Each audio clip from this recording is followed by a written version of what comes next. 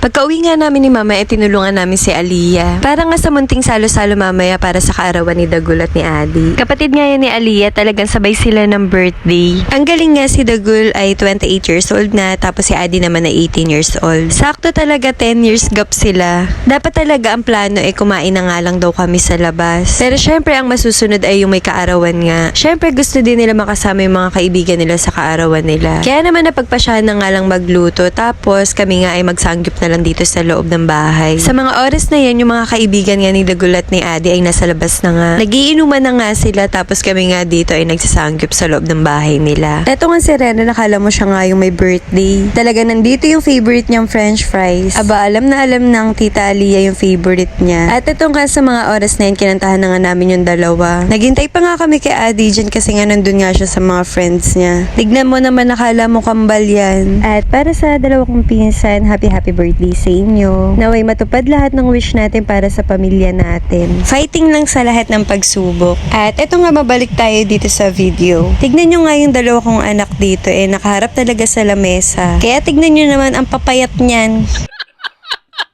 At ito nga maya inumpisahan na nga namin kumain. Sayang nga lang wala yung panganay na kapatid nila Aliyah na sa Japan nga. Ayun nga yung kaedad ko talaga, si Angeline. Tapos ito nga si Johan, anak nga yan ni Tito Dodoy, yung pang-apat na kapatid nila Mama. Tapos ito nga magulo na nga kami dyan kasi kainan na nga. Kanya-kanya na talaga day, wala nang usap-usap.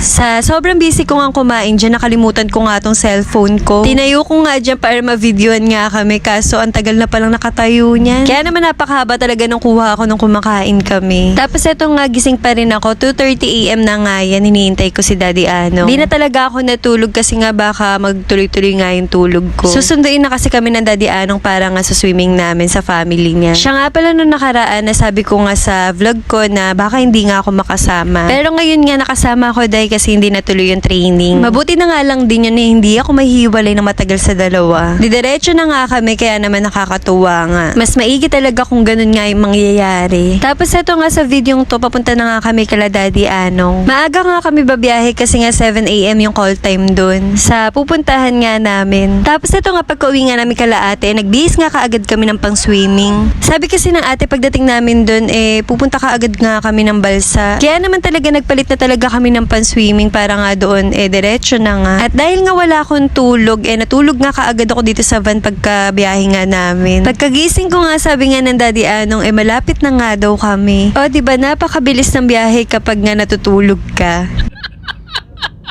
At bago po pala matapos tong video na to, follow and share naman ang aming page. So that's it for today's video. Ayun lang, see you on my next mini vlog. Thank you for watching.